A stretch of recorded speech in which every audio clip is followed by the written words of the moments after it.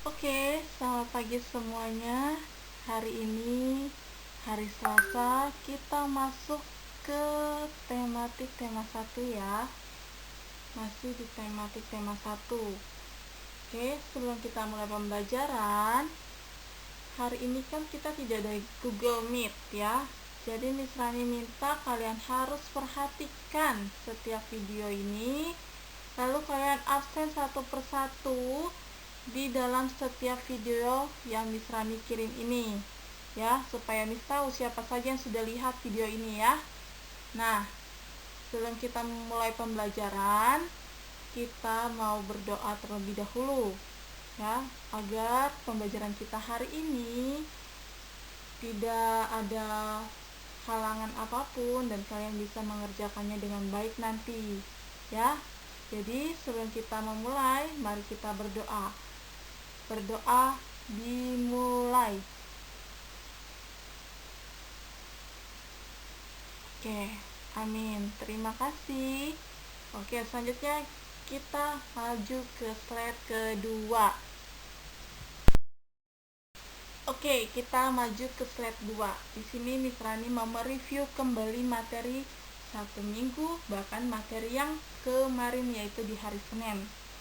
Ya, bahkan di waktu 1 minggu yang lalu kita sudah belajar tentang jenis-jenis makhluk hidup. Ada 3 jenis ya. Yang pertama manusia, kedua hewan, ketiga tumbuhan. Lalu ciri-ciri makhluk hidupnya ada 6 ya, yaitu bergerak, memerlukan makan dan minum, bernafas, mengalami pertumbuhan, berkembang biak, serta peka terhadap rangsangan. Ya, itu jangan lupa di kalian, ke-6 ciri-ciri makhluk hidup. Bahkan pengertian dari makhluk hidup. Serta kita kemarin 1 minggu yang lalu membuat kalimat dengan arti dan kata baru sesuai dengan soalnya. Ya. Dan juga bilangan 4 angka ya, yang kita menentukan yaitu ada ribuan, ratusan, puluhan, serta satuan. Dan kita sudah praktekkan ya dengan cara mengerjakan soal-soal yang ada, menyocokkan sesuai tempat, nama bilangan, dan lambang bilangannya ya. Lalu di hari Senin kemarin kita sudah belajar juga nih tentang penjumlahan bilangan 3 angka dengan memiliki hasil jumlah tersebut yaitu 4 angka, dan penjumlahan 3 angka dengan cara bersusun panjang ya. Kita harus golongkan yang mana ribuan, yang mana satuan, yang mana puluhan, dan yang mana ratusan ya. Dan membuat kalimat menggunakan kalimat SPO. Apa sih SPO? Nanti kita bahas sama-sama lagi ya. Di sini Miss Rani akan jelaskan kembali materi di hari Senin. Jadi, mari kita perhatikan sama-sama ya. Nah, sebelum kita ke kalimat SPO, di sini Miss Rani mau jelaskan, yaitu kalimat yang dikatakan sempurna jika kita memenuhi unsur-unsur kalimatnya dengan lengkap ya. Itu teknik dalam membuat kalimat SPO ya. Jadi harus mempunyai unsur-unsur kalimat yang lebih lengkap dan sempurna ya.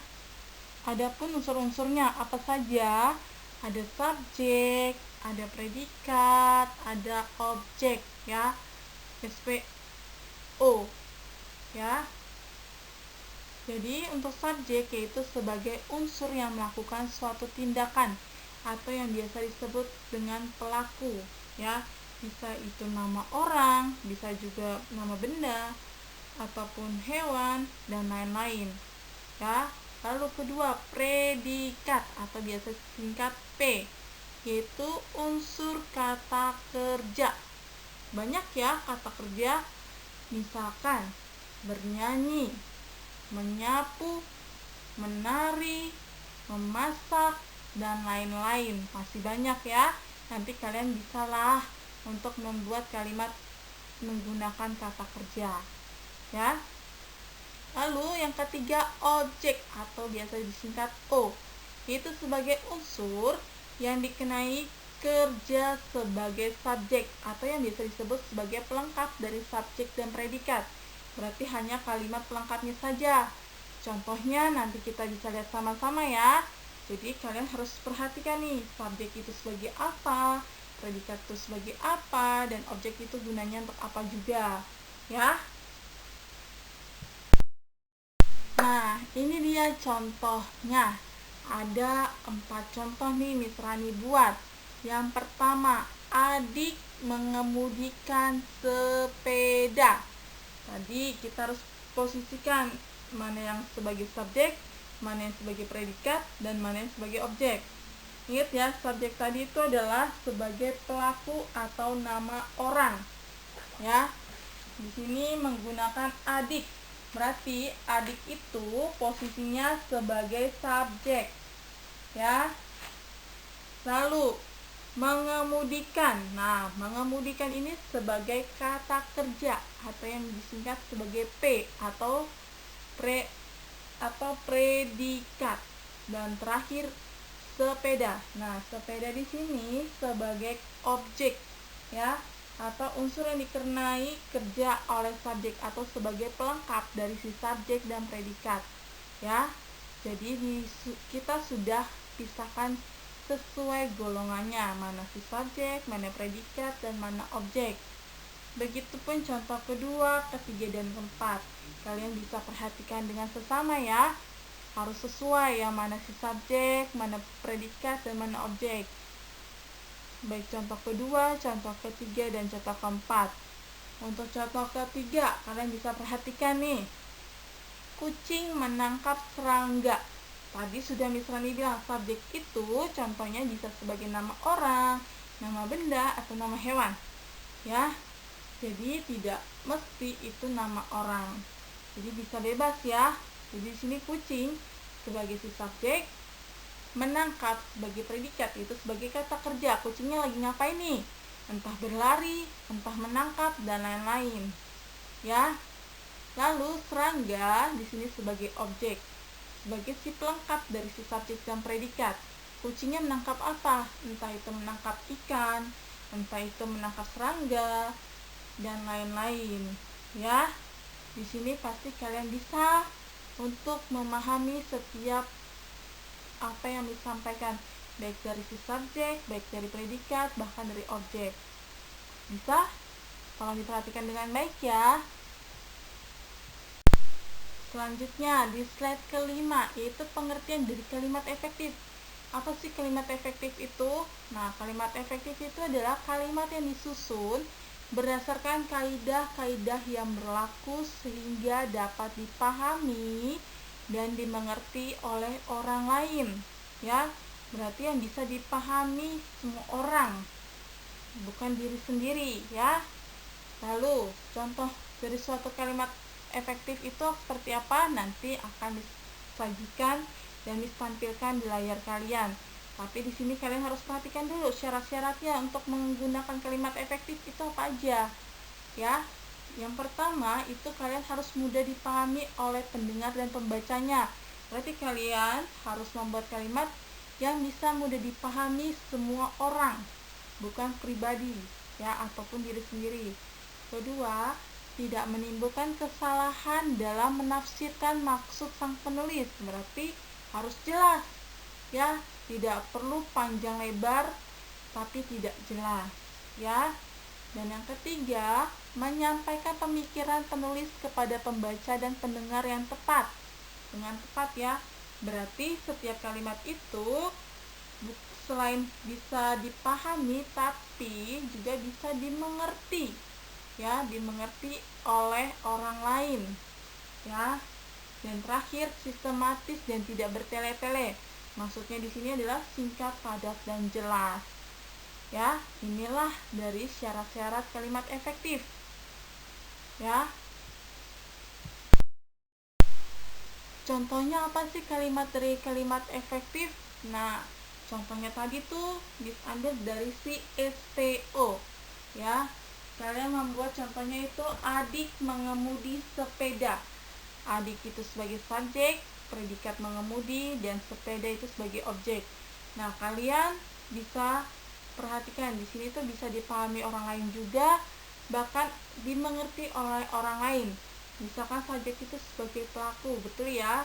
Di sini ada adik, berarti nama orang, ya. Lalu predikat, predikat itu sebagai kata kerja atau bisa disebut juga sebagai kegiatan apa yang dia lakukan, ya, entah itu mengemudi atau itu memasak dan lain-lain, ya. Mudah dipahami juga kan? Dan yang terakhir sepeda. Sepeda ini adalah sebagai objek atau pelengkap dari si subjek dan predikat, ya. Di sini bisa kalian perhatikan contohnya ada di layar kalian bisa simak dengan teliti. Selanjutnya di slide ke-7, setelah kita belajar kalimat SPO, kalimat efektif, di sini kita lanjut ke pembelajaran matematika tentang penjumlahan 4 angka dengan 3 angka. Mudah-mudahan terlihat jelas ya di layar kalian masing-masing. Di sini Miss Rani kasih contoh. Contohnya ada soal seperti di layar kalian. Di sini penjumlahan 4 angka dengan 3 angka ya. Yang pertama 2186 ditambah 312, maaf ya. Nah, di sini kalian harus menggunakan dua cara. Entah itu kalian bisa menggunakan cara bersusun panjang atau bisa menggunakan cara bersusun pendek. Ya, untuk cara bersusun panjang coba tolong diperhatikan di layar kalian ya. Di sini ada 2186. Berarti kita harus golongkan per lambang bilangannya masing-masing. Empatnya ya. 2 itu sebagai ribuan, berarti nilainya 2000. Ya, perhatikan benar ya, 2000. Lanjut, 1 posisinya sebagai ratusan, berarti nilainya 100. Yang ketiga 8 posisinya puluhan, berarti nilainya 80. Dan terakhir 6 disitu sebagai satuan. Di sini harus tetap nilainya 6. Tidak perlu ada tambahan 0 lagi ya. Karena di sini satuan, berarti nilainya tuh hanya sendiri, tidak ada temannya lagi. Ya. Selanjutnya ditambah 312.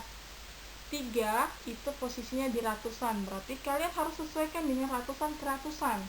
Jangan sampai ratusan kalau kalian taruh di keribuan, itu salah ya.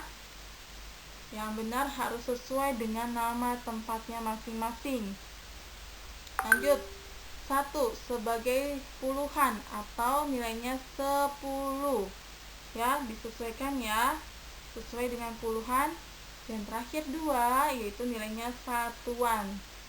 Ya, sama seperti sebelumnya tadi 6, nilainya 1 saja, tidak perlu ditemani oleh 0 ataupun angka lainnya. Ya, karena posisinya satuan jadi harus sendiri. Nah, setelah itu kita jumlahkan. Di sini belum selesai ya, kita jumlahkan dulu. Ingat, dimulai dari paling yang belakang dulu. Dari satuan, baru dari puluhan, baru dari ratusan, hingga ke ribuan. Ya. Nah, kita hitung sama-sama. Sini, 6 ditambah 2, berarti nilainya 8. Ya, sesuai ya, di layar kalian 8 nilainya. Lanjut lagi. Untuk puluhan, 80 ditambah 10, nilainya 90. Itu posisi puluhan. Lanjut lagi untuk ratusan, 100 ditambah 300, nilainya 400. Dan yang terakhir ribuan. Nah, di bawahnya kan tidak ada nih, kosong, langsung diturunkan saja ya. Atau kalian bisa mengira 2000 ditambah 0 ya, jadi hasilnya tetap 2000 ya. Atau kalian dengan cara lain 2000 nya langsung diturunkan saja, tidak apa-apa ya, tergantung di diri kalian masing-masing. Tapi nanti kalau ada tugas jangan kalian tulis 0 ya di depan 300 ataupun di angka selanjutnya ya. Nah, sampai di sini belum selesai ya. Ini kita sudah temu hasilnya yaitu 2490 sama 8. Sampai di sini belum selesai. Kita tambahkan dulu. Kita mulai dari belakang. Untuk posisi satuan 0 ditambah 0 ditambah 0 ditambah 8, maka hasilnya 8. Lanjut lagi, 0 ditambah 0 ditambah 9 ya, maka hasilnya 9. Itu untuk puluhan. Untuk ratusan 0 ditambah 4, hasilnya 4 ya. Dan untuk ribuan 2. Nah, 2 itu langsung diturunkan saja. Maka hasilnya 2498. Kalian bisa lihat ya caranya di layar kalian. Kalau kalian masih bingung bisa kalian zoom atau nanti Miss kirim fotonya seperti apa. Ya, itu untuk cara susun panjang. Kalau cara susun pendeknya seperti apa? Bisa kalian lihat lagi di layar kalian nih. Kita buat dia bersusun panjang ke bawah, bersusun pendek ke bawah ya. 2 1 8 6 ditambah 3 1 2. Nah, sudah kita posisikan paling bawah ya, susun bawah itu nggak ke samping ya. Nah, kita hitung sama seperti tadi dengan cara susun panjang, dimulai dari paling belakang terlebih dahulu, jangan paling depan ya. Kenapa misalnya kalian harus hitung paling depan? Takutnya nanti ada hasil penjumlahan yang nilainya 2 angka. Bisa jadi itu belasan, bisa jadi itu yang harus dijumlahkan lagi nantinya ya. Maka dari itu Miss Rani minta kalian harus menghitung paling belakang terlebih dahulu ya. Dimulai dari satuan yaitu 6 dan 2. 6 tambah 2 8. Lanjut lagi puluhan, 8 ditambah 1 9. Untuk ratusan 1 ditambah 3 4. Dan ribuan 2. Nah, 2 ini kita turunkan saja menjadi hasilnya 2. Jadi tetap ya hasilnya sama dengan cara bersusun panjang, yaitu 2498 ya. Di sini Miss Rani minta kalian teliti lebih lagi kalau kalian menghitung soal matematika ya. Jangan sampai kalian asal berhitung. Oke, bisa. Nanti Miss Rani punya oleh-oleh untuk kalian. Oleh-olehnya itu adalah soal ya. Miss Rani harap kalian bisa mengerjakannya nanti dengan baik, tidak ada kesalahan.